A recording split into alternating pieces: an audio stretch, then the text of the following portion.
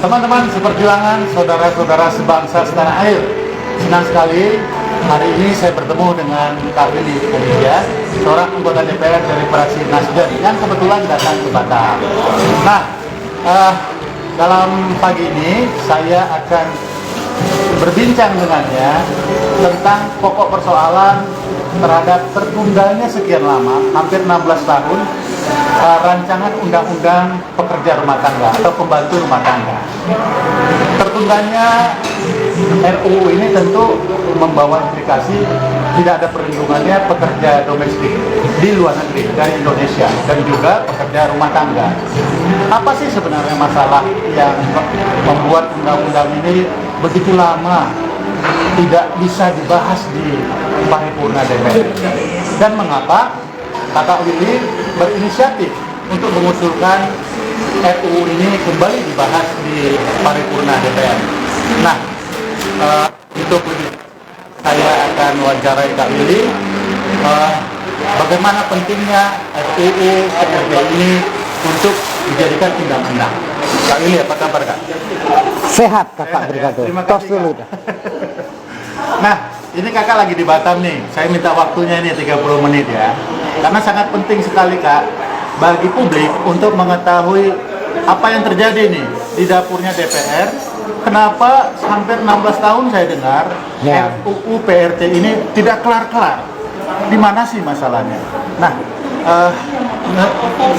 kita ingin tahu nih Kak Willy, apa alasan Kak Willy mengangkat RUU ini kembali untuk dibahas di DPR sebagai undang-undang nantinya Kak?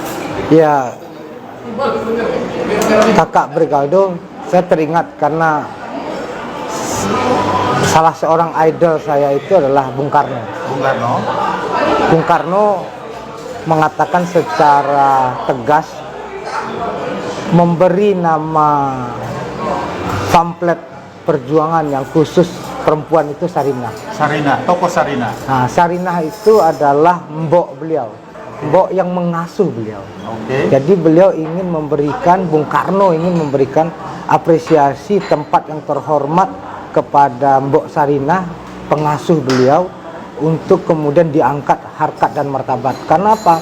Bung Karno mengatakan Sarinah lah yang mengajarkan cinta kasih kepada Bung Karno, dan bagaimana kemudian Bung Karno ingin menghormati, memanusiakan harkat dan derajat seorang Mbok Sarinah. Itu landasan filosofisnya nih Pak. Landasan filosofisnya. Nah, Landasan kenapa saya angkat ini kembali, kebetulan saya ini kan aktivis dulunya. tahun 98 nih. Bukan hanya 98. Jadi setelah mahasiswa Kakak Brigado, saya kan waktu mahasiswa pun sudah sering ke Magelang, ke Semarang, ke Solo, itu melakukan advokasi buruh dan petani. Nah, ketika saya pindah ke Jakarta sekitar 2002-2003 gitu, itu saya mendapatkan dinamika yang baru. Saya berkenalan dengan teman-teman. Kuliahnya di mana dulu Kak? Saya kuliah di UGM di Jogja. Pindah ke Jakarta 2002. 2003. 2003. Nah, itu kemudian saya berdinamika lebih luas ya. Banyak melakukan advokasi. Advokasi pendampingan terhadap buruh gitu ya. Buruh dan miskin kota. Saya kebetulan yang dampingi teman-teman pekerja rumah tangga ini adalah teman-teman sesama dulu di Jogja. Iya. Terus mereka berdinamika di Jakarta. Iya. Nah, terjadilah ketika saya jadi anggota DPR, mereka datang, saya terima, kami berdialog.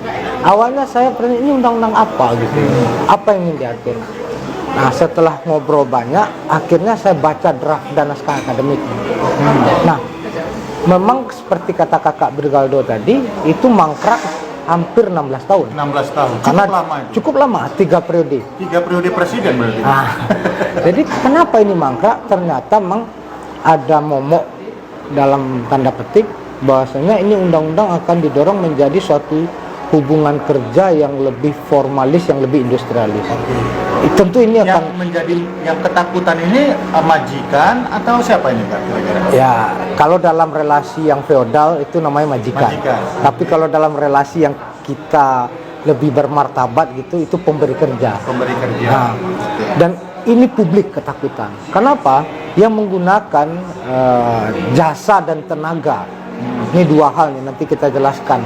Jasa dan tenaga pekerja rumah tangga ini tidak hanya middle up, gitu, kelas menengah atas, tapi juga dari kelas menengah ke bawah gitu.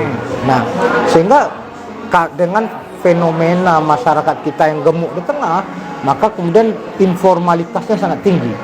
Oke. Jadi pekerja rumah tangga itu bagian dari informalitas itu. Nah, artinya kalau piramida yang besar yang gemuk itu di tengah. Di tengah. Yang menggunakan informalitas. Informal, kaki lima, Pedagang asongan. pedagang asongan, dan kemudian sekarang pekerja paruh waktu, dan sekarang Pekerja serabutan begitu. ya pekerja rumah tangga bagian dari itu. Pekerja rumah tangga bagian dari yang di tengah ini tadi.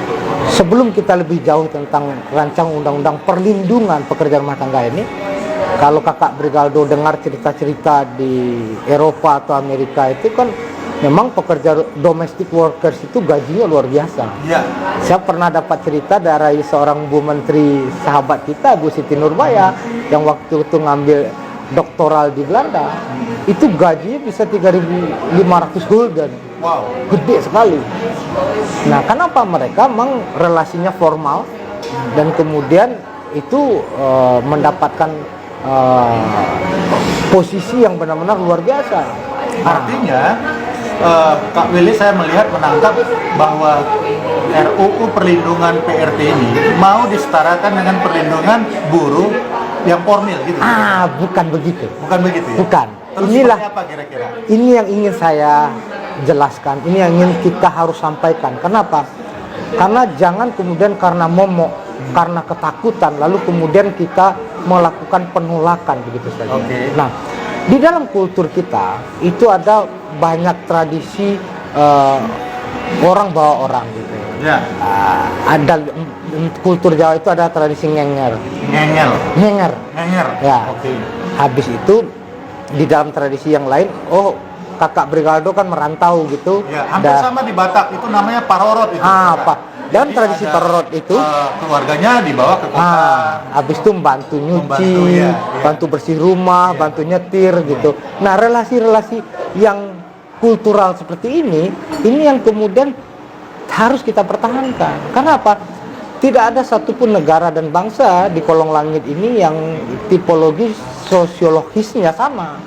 Maka kemudian kita juga tidak harus terjebak dalam relasi rejim kerja yang sifatnya industrialis, yang kapitalistik. Tidak gitu. Jadi kalau untuk skopnya ini dibiarkan begitu Kakak? Nah, saya ingin jelaskan begini. Apa yang paling urgent dari proses perlindungan pekerja rumah tangga? Karena apa? Dalam undang-undang dasar kita, setiap warga negara itu diperlakukan sama, setara. harus mendapatkan hak yang sama. Nah, bahkan kita lihat dulu dalam kisah-kisah Nabi gitu, mereka adalah orang-orang yang membebaskan budak. Kan dalam pekerja rumah tangga ini kan kita bahasakan suatu hal yang dulu kan ada tadi pembantu, ada babu gitu ya, ada asisten gitu ya. Nah, habis itu mereka dimerdekakan oleh para nabi. Ini kan sebuah relasi yang luar biasa gitu. Nah, saya ingin katakan ini kita kenapa menggunakan kata istilah pekerja rumah tangga. Jadi pembantu diganti pekerja. Nah, kenapa bisa seperti itu? Karena selama ini kita hidup dalam sebuah rejim yang orang dianggap bekerja itu hanya pada sektor barang dan jasa. Barang dan jasa. Ya. Inilah yang dilindungi RUU tenaga kerja. Ya, tapi di dalam domestik, orang yang bekerja di dalam ranah sosial itu tidak dianggap pekerja. Padahal kalau kita lihat pekerja rumah tangga itu memiliki dua posisi sekaligus yang berkelindan yang sangat kuat. Satu, Kakak Brigaldo di rumah, proses reproduksi rumah tangganya bisa lancar karena kehadiran eksistensi seorang pekerja rumah tangga. Yang kedua, Kakak Brigaldo bisa bekerja dengan tenang, bisa karirnya kinclong, fokus, kerja, karena ada yang membantu. Karena ada yang bekerja di rumah. Ini kan luar biasa. Ini yang dilupakan oleh bahkan tidak hanya dilupakan, dinegasikan, dinafikan oleh banyak orang. Itulah yang momok menakutkan selama 16 tahun. Akhirnya terlunta-lunta lah RUU ini. Momoknya itu orang menganggap RUU ini akan menarik relasi yang industrialis dan formal. Oke. Nah, begitu saya pegang, kebetulan saya jadi salah satu wakil pimpinan di Badan Legislasi, saya mempelajari ini, saya punya moral obligation gitu untuk memperjuangkan hak-hak warga negara yang rentan mengalami pelecehan, diskriminasi, eksploitasi. Maka kemudian saya mengajak beberapa teman-teman. Salah satunya ada teman saya Amiruddin Al-Rahab dari Komnas HAM. Oke. Ada sosiolog UGM, Ari Sugito, ada sosiolog UNJ, Robertus Robert, dan ada sahabat seperjuangan saya, Kak Dedi Rahmanta namanya, yang lama berkecimpung di dalam proses mengadvokasi pekerja, buruh dan lain sebagainya. Saya ajak dialog. Nah, setelah dialog yang cukup intens dengan para sosiolog, mereka yang care pada nasib pembantu rumah tangga, lalu kakak angkat ini di panitia kerja, begitu gak ya? Ya, saya masukkan dulu sebagai prolegnas prioritas. Nah, Jadi sejauh ini gimana, Kak? setelah mangkrak dari 16 tahun itu, dalam prolegnas prioritas 2020 ada hak inisiatif dari Balek. Oke. Saya memasukkan ini jadi hak inisiatif Balek yang langsung saya usulkan, dan langsung kebetulan saya yang pimpin sebagai ketua panjanya. Jadi Kak Willy, ketua panja, menggunakan hak inisiatif Balek untuk dijadikan prolegnas di 2020. Dia masuk prolegnas prioritas 2020 dan kemudian saya sekaligus menjadi ketua panjanya. Tapi saya dengar ditolak ini, Kak. Jadi Belum, itu proses dulu. proses dulu, oke. Prosesnya berjalan di Balek. Oke. Balek melakukan sinkronisasi, harmonisasi, pendalaman, semua fraksi kan ada di Balek. Iya. Dengan dinamika seperti itu, kita melakukan 3-4 kali RDPU. Rapat dengar pendapat umum. Oh ya, karena apa? Undang-undang ini diusung oleh teman-teman Jala PRT. Oke. Nah, ada Mbak Lita namanya, itu juga senior saya di UGM dulu. Iya. Nah, dia yang kemudian sama teman saya Ari Gondes namanya gitu. Nah, kami undang Ailo, kami undang yang lain-lain untuk mendiskusikan ini. Dan responnya bagus. Respon dari Positif. anggota panja dan fraksi-fraksi di DPR itu sangat positif sekali. Bahkan ada yang mengatakan, wah, nabi-nabi kita itu berangkat dari sejarah para pekerja rumah tangga atau para pembantu tadi itu gitu. Nah, akhirnya saya memformulasikan dengan diskusi itu dua hal. Ada klaster yang sifatnya industrialis. Oke. Ada klaster yang mempertahankan kearifan lokal. Klaster yang bersifat industrialis ini berarti melalui yayasan. Nah, ini yang direkrut secara tidak langsung. Iya. Secara tidak langsung artinya melalui penyalur. Penyalur selama ini itu berbentuk yayasan. Iya. Itu rentan sekali terjadi human trafficking. Eksploitasi. Gitu. Kerja anak di bawah umur, habis itu penyanderaan dokumen, pemotongan gaji, dan lain sebagainya. Saya dorong ini pada konteks yang lebih detail. Tidak boleh lagi melalui yayasan, Jadi melalui apa ini, Pak? badan usaha yang berbadan hukum. Jadi seperti perseroan terbatas. Ya. Untuk apa? Biar kemudian proses pengawasan dari pemerintah, proses kemudian fasilitasi oleh pemerintah, kami turunkan dari level provinsi menuju kabupaten dan kota. Jadi dia bisa embedded. Oke. Nah, dan kemudian di sana juga kita fasilitasi pendidikan dan pelatihan. Kenapa? Kalau dia direkrut secara tidak langsung melalui penyalur, Iya. misalnya kakak Brigaldo kan pakai baju kadang-kadang katun, ya kalau agak sedikit punya uang ada sutra gitu kan, tentu tidak bisa asal gosok kan Iya, gitu. iya. Kalau asal gosok rusak barangnya, hancur orangnya. Nah, tentu itu butuh pelatihan. Iya. Habis itu untuk mengasuh anak, mendampingi orang tua manula gitu, itu tentu butuh skill-skill tertentu. Dan di sana memfasilitasi pendidikan dan pelatihannya menjadi penting. Nah, yang kedua adalah kalau dia melalui relasi yang tidak langsung melalui penyalur ini, itu bisa dibuat kontrak kerja. Kontrak kerja yang melibatkan 3 pihak. Oke. Penyalur, pemberi kerja, dan pekerja rumah tangga sendiri. Nah, ini memang kita atur secara based on kontrak kerja. Tapi ini skalanya kecil. Oke. Dari 5 juta pekerja rumah tangga yang ada di Indonesia, Catatan Kak Willy ada 5 juta pekerja rumah ya, tangga. itu Itu yang terdata ya? Ya. Yang tidak terdata? kita nggak tahu yang Nggak ada. tahu, ya. Tapi 5 juta pekerja migran workers kita di luar negeri, Oh, ini 5 juta di dalam negeri, pekerja dalam negeri.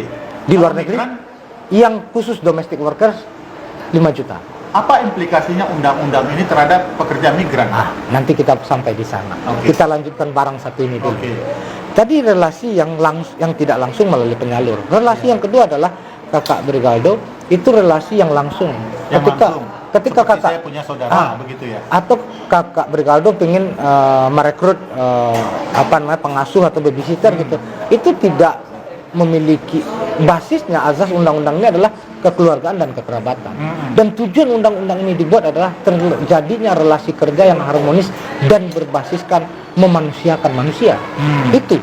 Jadi tidak usah No takut. wongke lah ceritanya. No wongke. Itu poinnya. Kenapa? Karena yang harus kita lihat adalah di sana tidak butuh kontrak kerja, butuh kesepakatan saja. Dan jam kerjanya hanya kesepakatan yang manusiawi. Nggak ada jam lembur, nggak ada UMR, nggak ada serikat. Ini kan bagaimana mengukurnya bahwa akan terjadi keadilan di sana? Bukankah ada juga yang tadi kakak sebut memanfaatkan, mengeksploitasi? Nah, disinilah kemudian ini undang-undang yang bertumbuh berkembang. Minimal Dinamis, begitu. ya dinamis. Kita memberikan pengakuan. Apa pengakuan? Banyak diantara mereka pekerja rumah tangga dan pemberi kerja ini yang berbeda keyakinan dan agama. Satu, bagaimana kemudian hak utamanya saling memberikan jaminan dan kebebasan menjalankan ibadah dan kepercayaan masing-masing. Yang kedua, relasi yang perlu diatur adalah jam kerja yang manusiawi. Jadi upah kerja yang manusiawi. Jangan sampai 24 jam, kira-kira begitu enggak ya? Dari Yang manusiawi lah. Iya, manusiawi. Kita tidak hitung detail. Kalau jadi ada 2 kutub Kakak Brigaldo. Apa itu 2 kutub? Kutub pekerja formal itu menolak fleksibilitas. Iya. Gitu. Ada working hours ya? Tidak hanya working hours, aturan-aturan yang detail. Iya, benar. Tapi kekuatan domestic workers itu fleksibilitas. Kenapa? Ruang dan waktunya Di rumah itu. hadir secara bersamaan. Maka kemudian fleksibilitas di dalam semua aspek itu menjadi kekuatan baik oleh si pekerja rumah tangga ataupun si pemberi kerja rumah tangga. Nah, maka kemudian kami membahasakan relasi kerja yang sosiokultural. Sosiokultural. Ya, inilah relasi kerja yang gotong royong, inilah relasi kerja yang Pancasilais, dan inilah sejatinya Karakter budaya kita.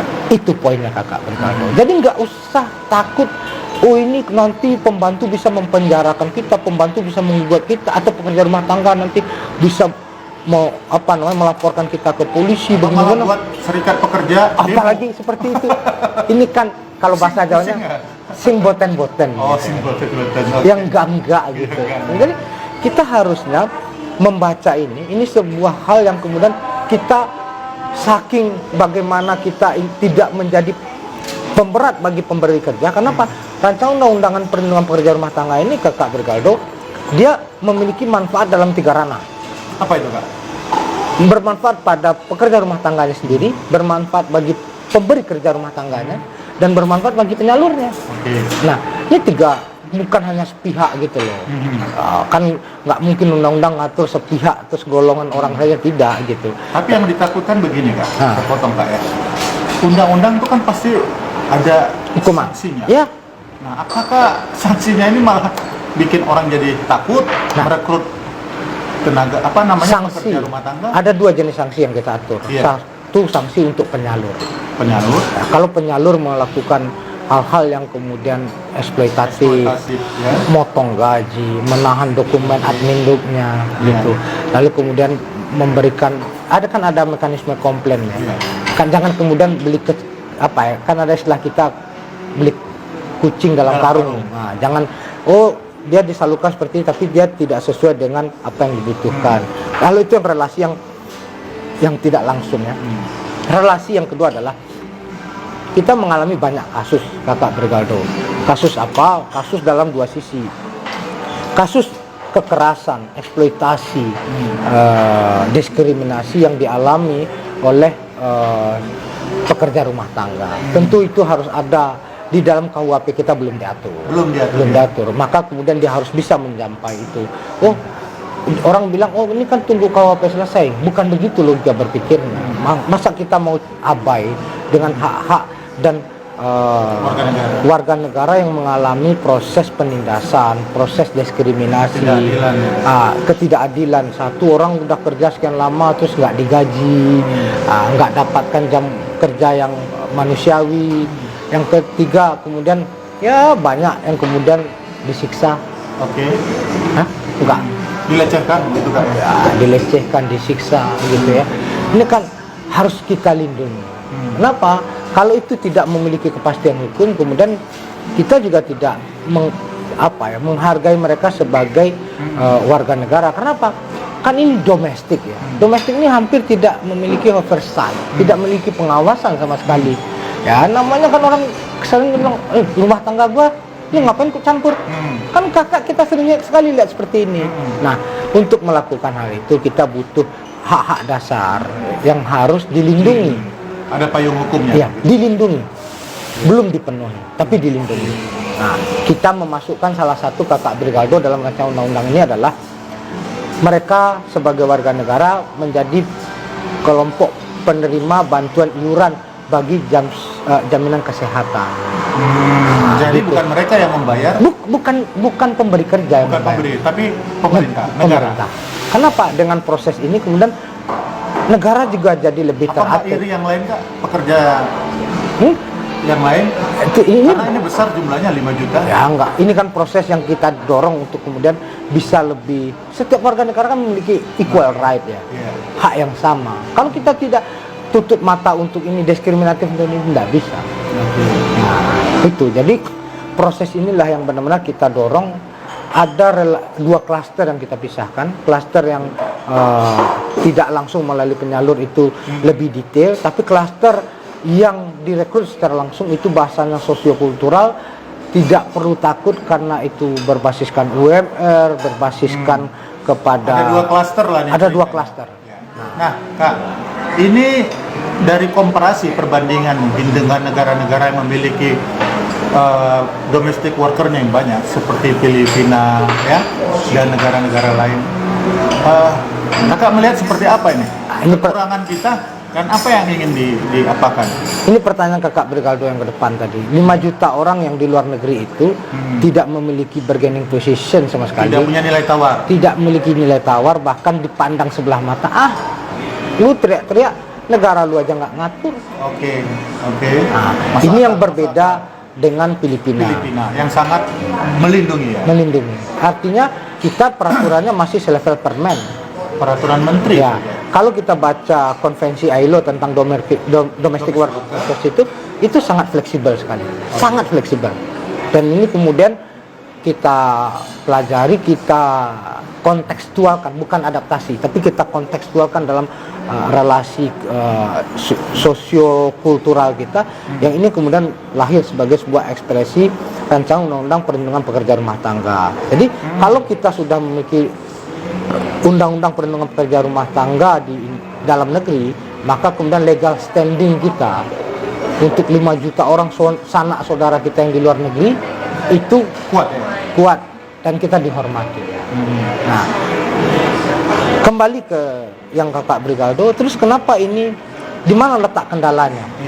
Kalau sekarang Balik sudah memutuskan dan mayoritas fraksi-fraksi di Balik mengusung ini, sepakat dengan ini. Sudah diplenokan. Sudah pleno ya? Balik. Badan legislasi ya kan? Pleno badan legislasi. Karena ini tempat AKD-nya dibahas.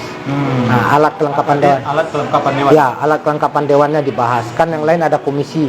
Kalau dulu ini di komisi 9. Ini di komisi mana? Dulu. Kalau sekarang di Balik. Oke, di Balik. Saya yang kawal langsung. Kakak di komisi berapa, Kak? Saya komisi 1 tapi Balik. Ya. Okay. Nah, jadi ini sudah diputuskan sebagai hasil yang akan dibawa ke sidang paripurna, ke rapat paripurna. Nah, tapi ini akan diusulkan sebagai rancang undang-undang inisiatif DPR, tapi harus melalui paripurna. Nah, ini masih panjang nih kakak. Berapa panjang ini Kak? Nah, Tahapannya kira-kira ini berapa aja tahap lagi? belum disahkan menjadi hak inisiatif DPR. Belum disahkan. Belum disahkan, Karena belum paripurna. belum paripurna. Oke. Nah, nanti saya cerita kendalanya. Kalau sudah disahkan inisiatif DPR Di paripurna. di paripurna, dikirim ke pemerintah. Pemerintah kemudian kita tunggu. Jadi memang DPR ini katanya lembaga yang membuat undang-undang. Tapi semua undang-undang di negara kita itu harus ada surat presiden. Surprise itu Pak. Surprise-nya itu. Kalau tidak ada, tidak Kalau jalan tidak, barang itu. wassalam. Sia-sia juga berarti. Ada beberapa undang-undang yang seperti itu. Iya. Yang kedua, walaupun surprise-nya turun, DIM-nya nggak turun, daftar inventarisasi masalahnya nggak turun, juga wassalam juga. Masalah juga ya. Jadi masih panjang etape perjuangan ini. Jadi sekarang belum diparipurnakan karena ada pintu sebelum paripurna itu namanya Badan Musyawarah. Inilah yang mengatur yang mengatur agenda-agenda paripurna. Walaupun secara tata tertib tidak boleh Bamus menghalangi apa yang sudah diputuskan oleh Balik, harus disidangkan, harus diparipurnakan. Nah, syarat-syarat untuk kayak melompat ke berikutnya di dalam paripurna itu apa? Lebih politis saja. Lebih politis. Ya? Lebih politis. Apakah voting? Kalau voting, kalau itu masuk paripurna, saya yakin itu menang. Kenapa? Karena di Balik sudah menang. Kita menang mutlak. Tapi memang ada momok. Ada momok yang kemudian ya bahkan beberapa kali kakak Bergaldo saya dibully. Oh, sempat dibully. Pak, saya mengalami pembulian. Ya orang-orang sampai bilang, Willy, jangan hard feeling. Ini politik. Tapi bagi saya ini bukan masalah hard feeling. Ya ini diri saya. Iya. Ini perjuangan saya. Nah, ada suara teman-teman. Bukan hanya suara teman, berjuang bersama saya. Nah, dan tentu kita harus bukan hanya mengawal. Saya person yang in charge, yang ketua panja, yang mengusulkan ini. Dan kemudian saya berkomunikasi dengan teman-teman yang lain dan mayoritas sepakat. Kenapa? DPR ini wajahnya terlalu hardcore. Iya, terlalu keras gitu. Semua undang-undangnya tua, nggak ada undang-undang yang populis dan berpihak pada rakyat. Dan rancang undang-undang perlindungan pekerja rumah tangga ini adalah salah satu rancang undang-undang yang Mungkin populis. karena ini sangat kering ini kan undang-undangnya. Soalnya kalau undang-undang yang berkaitan dengan pengusaha, undang-undang minerba, omnibus law dan sebagainya itu kayak petir aja kan. Nah, saya ingin tahu ini Kak. Ini kan penting karena sangat pro berpihak kepada publik ya, masyarakat bawah terutamanya. Kira-kira Kakak yakin berhasil ini? Saya harus yakin. Kenapa? Karena saya yang berjuang untuk itu. Kalau saya berjuang tidak memiliki keyakinan, buat apa saya berjuang? Berarti lobby-lobbynya berat ini Kak ya? Iya, perjuangan selalu berat. Berat, ya? Tidak ada perjuangan yang mudah. Apalagi untuk mereka-mereka yang lemah ini Kak. Ya, dan ini saya komunikasi dengan teman, syukur ada teman-teman Jala PRT yang bersama-sama, ada teman-teman Kowani, ada teman-teman yang lain yang bersama-sama aktivis perempuan gitu. Kenapa? Yang mayoritas dari pekerja rumah tangga itu adalah perempuan. Oke, pasti. Ya, bagaimana komitmen untuk bersama-sama melindungi ini? Dan politik itu adalah pilihan. Politik itu adalah keberpihakan. Kita berpihak seperti kata kakak Bergaldo tadi, kepada siapa? Berpihak kepada kelompok ini, berpihak pada kelompok ini. Tapi moralnya tentu yang membutuhkan keberpihakan itu adalah mereka yang lemah. Pasti. Mereka yang rentan. Nah, di sanalah kemudian sikap politik hadir. Sikap politik, ekspresi keberpihakan itu hadir. Jangan pukul yang lemah, bela yang lemah. Ya, Kira-kira begitu. itu poinnya kan. Oke, terima kasih Kakak. Teman-teman seperjuangan, saudara-saudara sebangsa setanah air, tentu kita sudah dapat insight pencerahan dari Kak Willy Aditya, anggota DPR Komisi 1 dari fraksi Nasdem, yang bukan saja mengawal tetapi juga menginisiasi lahirnya Undang-Undang Perlindungan Pekerja Rumah Tangga, pembantu rumah tangga, tapi pembantu dikasih kata diksi pekerja Kak ya? Pekerja. Untuk lebih menghormati agar tidak ada diksi-diksi yang kesannya itu adalah penghinaan martabat kemanusiaan. Nah, tadi dari bincang-bincang ini tentu yang diharapkan adalah supaya publik juga mendukung secara penuh. Teman, jika kalian mendengarkan suara ini, suara kalian, sampaikanlah kepada teman-teman semuanya bahwa Kak Willy Aditya bersama teman-temannya membutuhkan suara kita agar lebih nyaring, lebih kencang, sehingga tidak sia-sialah perjuangan anggota DPR Kak Willy Aditya bersama teman-teman untuk memberlakukan undang-undang ini, melindungi banyak pekerja rumah tangga. Terima kasih nih Kak Willy buat insight-nya. Saya berharap Kak Willy tetap semangat ya. Semangat terus. Walaupun banyak ada dibully, cukup melelahkan ya, lobby-lobby terhadap teman-temannya, tapi saya percaya Kak Willy sudah memiliki karakter petarung sejak muda ya Kak Willy. Kita harus kemudian optimis terus. Oke. Masih banyak PR-PR kita, ini salah satu langkah saja. Ini salah satu, masih banyak yang lain yang harus kita kerjakan. Tapi berjuang membutuhkan kebersamaan. Hand in hand, mari bergandengan tangan. Dan kalau kita bergandengan tangan, tidak ada karang yang akan menghambat perjuangan. Oke, luar biasa. Inilah kata-kata dari Kak Willy sebagai penutup. Terima kasih teman-teman, tetap semangat untuk Indonesia. Mereka Merdeka.